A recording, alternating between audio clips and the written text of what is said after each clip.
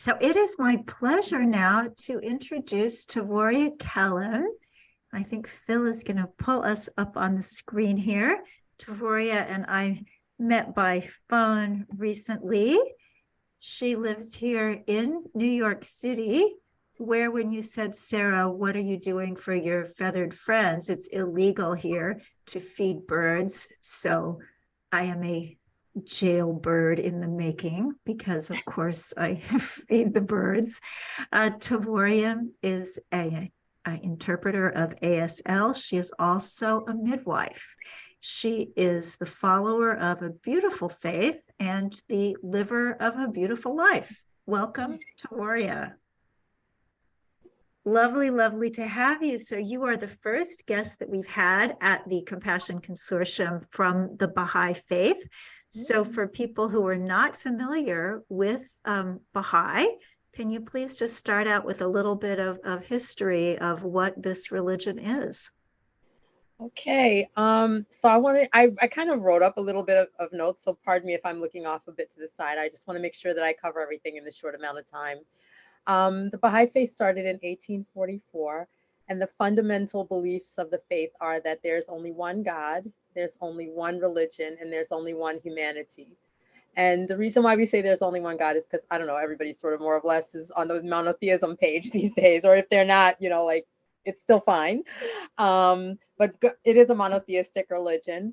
Baha'is believe that religion is a progressively unfolding thing that, of course, God knows everything, but we are not necessarily capable of absorbing it all in one shot. So many teachers, messengers, or what we call manifestations, these are all the similar terms for us in our faith. We call them manifestations of God, have come from age to age, to place all around the planet. And they have revealed God's religion to all humanity, because God would never, we believe that God would never leave any part of humanity unaware of his religion and of himself. Since our primary duty is to recognize the creator and to support the creator, we can't do that if he doesn't communicate with us. The reason why there have been multiple manifestations of God on various parts of the planet, sometimes at the same time, is because up until this most recent dispensation, which occurred in 1844 when the Baha'i faith came, of course, it was impossible for the information to rapidly traverse the entire planet. Now we have the technological capacity for that to occur. So in this particular age, there's a single manifestation of God whose message is meant for the entire world. That doesn't mean that it's a better message. It's just that the technology allows that now. So I mentioned that we believe in one God. We believe that religion is really only one. And the reason why we believe that is because we see that all faiths have the same basic precepts. No faith tells you lie, cheat, steal, kill, right? There's no religion that tells you to do these things. Every religion has a version of the golden rule. That is God's eternal religion. Every single religion that has been made known to mankind contains those basic things, right? And then there's another part of religion, which is the social teachings, which are uniquely suited to the time and the place and the people to whom the manifestation of God came. Those things change every single time. Whatever we are following right now, as far as Baha'is are concerned, could be radically different when the next manifestation of God comes.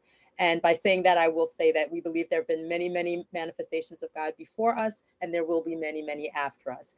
Manifestations of God, we believe, appear approximately once every 1,000 years, sometimes a little shorter, sometimes a little longer. There's a covenant between God and man, which is that God will never stop sending manifestations of God to us, because religion is an unfolding, progressive thing. And we can only handle what we can handle at a certain time. Of course, it's more than we can handle, but we are meant to rise up to that. The whole purpose being that we are creating an ever advancing civilization. Baha'is believe that the civilization at the moment is highly materialistic and is mostly focused on that, and believes that there's great progress in the world because of all of our material success. But in the faith, we believe that real progress in society cannot occur unless and until there's a spiritual underpinning to all the things that we do. And that includes a level of compassion, a level of understanding that the third principle is in force, which is that all human beings are one family. We don't believe in the concept of race. As a matter of fact, in the faith, they say that racism is the most vital and challenging issue. And unless and until racism is resolved, really no real progress can occur in the world, because it's holding back the economic progress of people. It's holding back individuals from achieving their highest ability to put what they have to bring to the world. There are many things that may have occurred had we not had that problem for so many hundreds of years. And those things need to be eliminated so that everybody can flourish and give to the world what they have to offer. The faith has a very strong social action component. And that is that it's not just like about laws and, well, there's many laws, but there's no clergy in the faith. There's like no Baha'i police that say, oh, you didn't do this or you didn't do that. So everything is an individual initiative. Baha'is believe in the independent investigation of truth and reality. So there's voluminous texts that were revealed by the founder of the faith. Everyone is welcome to read them on their own and make their own decision. We don't believe in conversion per se. The conversion is a personal process that happens within yourself, and other people cannot make that occur in you. Yeah, I think that's it in a nutshell. There's the concept of progressive revelation, as I said, so that although we believe that there is a manifestation of God for this day, we don't think that he's the be all end all. We know that there will be other manifestations of God in the future. Oh, thank you so much for that lovely explanation. I know that you've also said in our phone conversation that the Baha'i faith has quite a lot to say about the earth and environmentalism. Tell us about that. Yes, the faith has baked into it that we are the stewards of the earth, not the rulers of the earth, not the users of the earth, not the exploiters of the earth. So our whole purpose is to create an earth which is livable and which is sustainable for everyone and every living thing and every part of the environment and the ecology of the planet. So there is a very, very strong environmental stewardship concept in the faith. Everyone is strongly encouraged to cherish the environment, to protect the environment, to decrease our impact on the natural world in all the usual ways, recycling, not buying stuff in the first place that we don't really need, all these things. So it's a very, very strong component of the faith, and there are many Baha'i inspired organizations, and there are many Baha'i organizations. We have an entire Baha'i organization that's all about the environment. We have an NGO within the United Nations, and many, many other different kinds of organizations, and either Baha'i inspired or actually Baha'i organizations that focus only on the environment. That's what they're focused on. And you told me that the teaching states that in the future, even though Baha'i does not require vegetarianism of members, but that in the future, people will be vegetarian. When did that come in? That's from the very beginning. It has always been a part of the faith. It was said by the founders of the faith. The founders of the faith actually ate very little meat, and for the most part were living a vegetarian lifestyle. Not ostentatiously, not saying, "Oh, look at me, I'm being a vegetarian." They just, first of all, they were in prison for many, many decades, so that was part of it. But when they were not in prison, they also followed that lifestyle and did not think that it was necessary to have meat, and only like in situations where it was like culturally, like people were serving it and they are there, they would do that. But in general, they were not big meat eaters. And then they also have things within the faith that are like baked into the teachings that, like you said, it's not mandatory to be a vegetarian, but there are a lot of statements within the faith that say that, in the future, everyone will just naturally gravitate towards being vegetarian, because as the maturity of the spirit evolves, people will not be able to continue to live these cruelty lifestyles that we are living these days. And that's a matter of like our spiritual development and our awareness that it's just not good for us, let alone being good for the animals that we are causing to be suffering this way.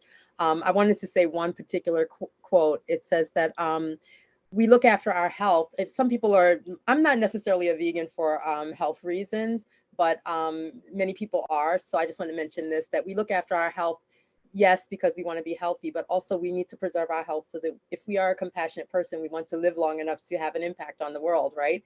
So it's a good reason to look after our health and to continue our vegan lifestyle.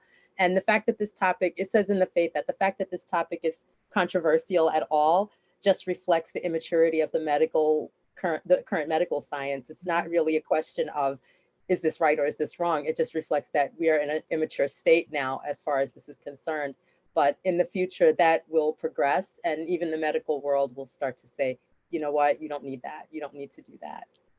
Wow, that's amazing. And it's also a beautiful way to tie together the ethical and the health reasons for people being vegan. They're not really at odds. They're Right. kind of hand in glove. So thank you for these beautiful explanations about your faith. Now let's talk about one follower of that faith, and that would be you. So let's start. I know you started out in a conventional Christian home, and then you became an atheist. So tell us that story first. So I was young when this occurred. I think I kind of became an atheist when I was like probably like 12, but I didn't have a nerve to say that out loud because my family was not like hyper religious or anything, but my mom was like, you don't have to go to any particular church, but you got to go to church. So we went to Sunday school when we were little kids, and then when we were like in junior high school, she was like, you know what, you're big enough to make your own decision. I'm not going to make you go. Like if you want to go, you go. But she felt like she had to give us that foundation by making us go when we were younger kids. And then when I started to go on my own and I went to like adult church rather than Sunday school, I would talk to the minister sometimes and ask some of the questions that bothered me about religion, like how come people who live all the way over there who never heard of Jesus are responsible for knowing Jesus and things like that. And I got some really not so cool answers about that.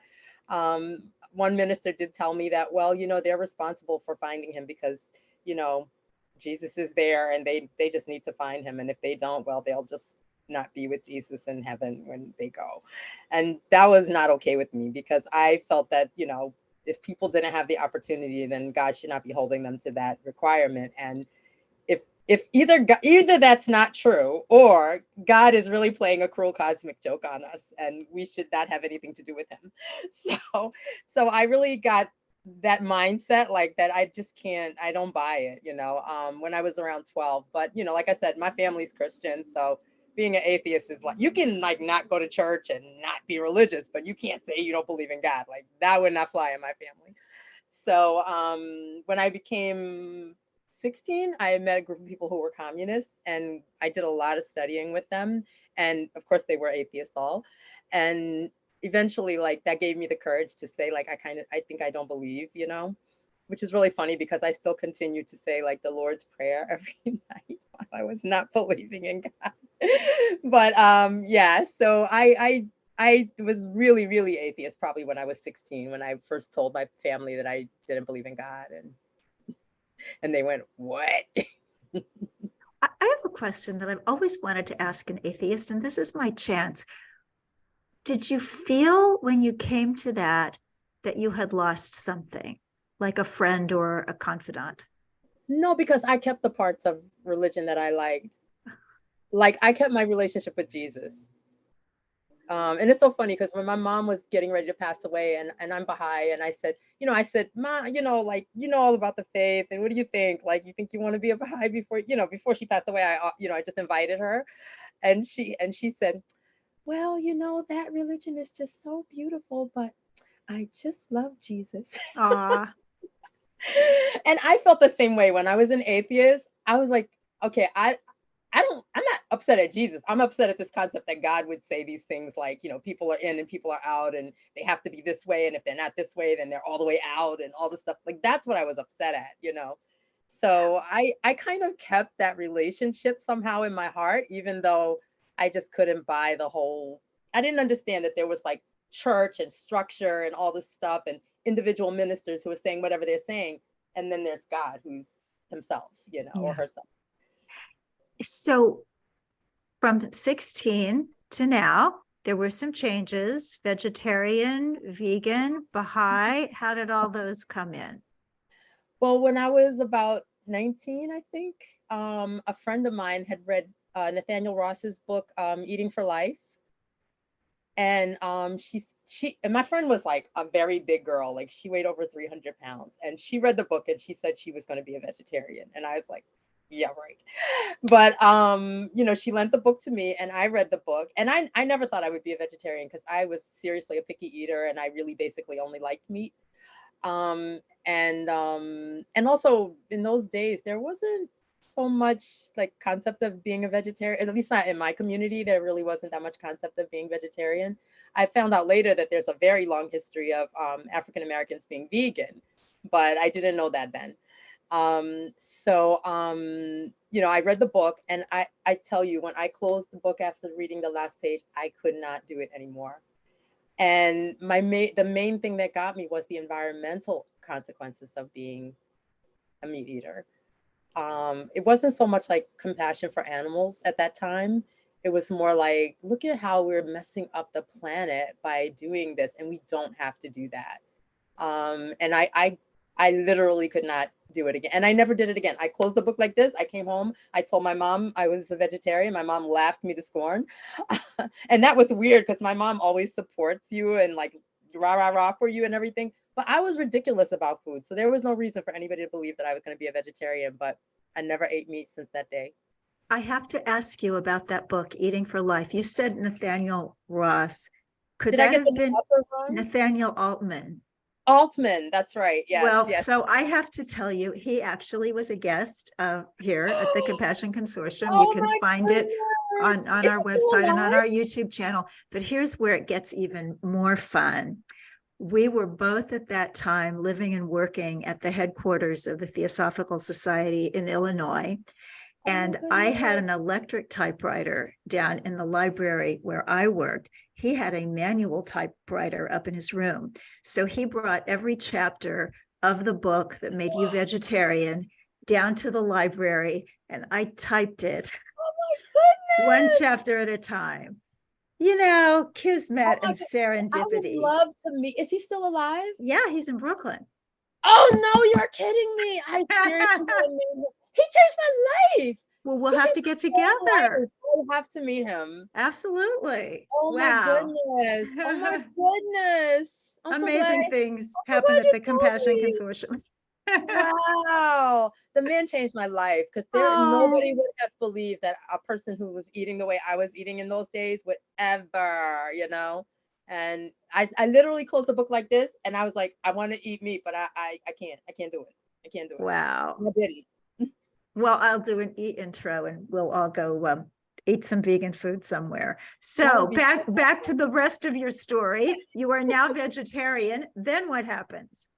After I became vegetarian, I was vegetarian for a couple years, I guess. And I had heard of the faith when I was much younger, around the same time that I was asking these questions to the ministers and stuff, because Seals and Crofts were Baha'is, and they had been on the Mike Douglas show.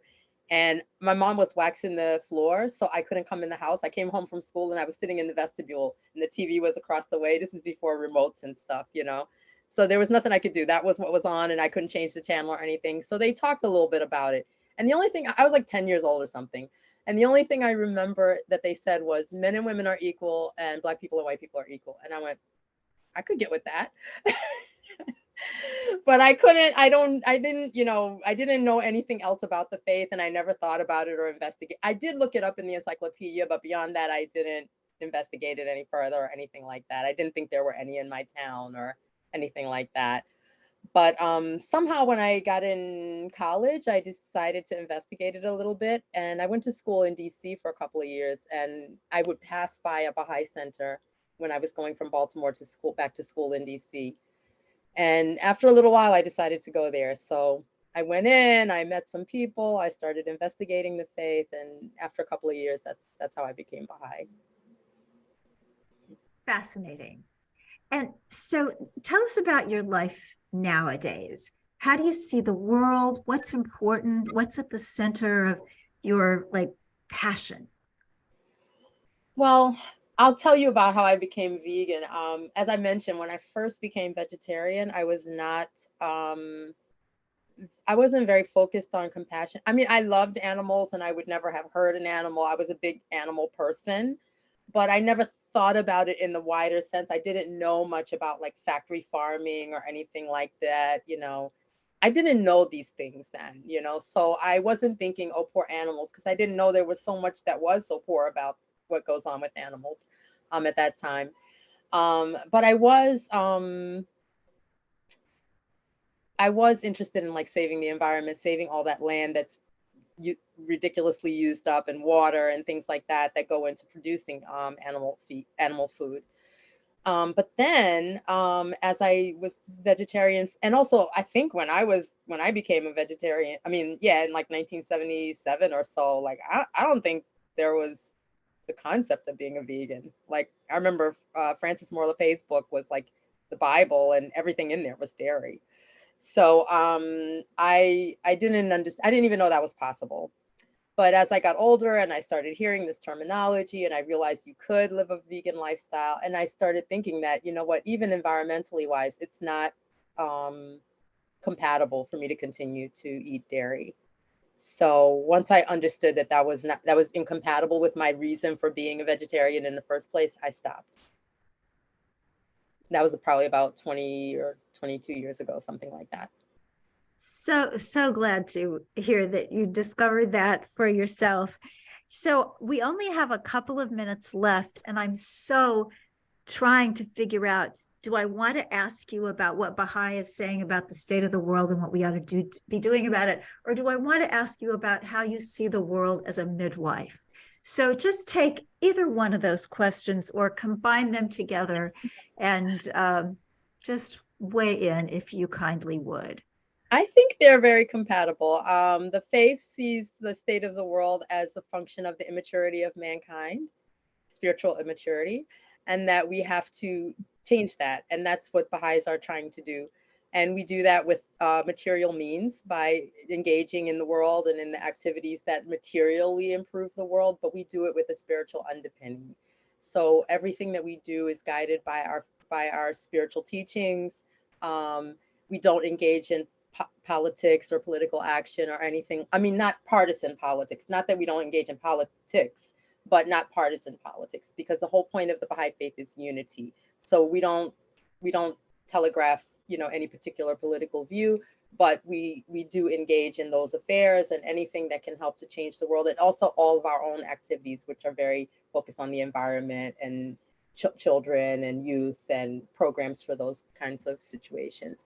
And then as a midwife, I think this is very compatible, because my whole thing with being a midwife is that I feel like I'm trying to birth not just the child, but like the being and the moment and the mom, because the mom is reborn in that moment too.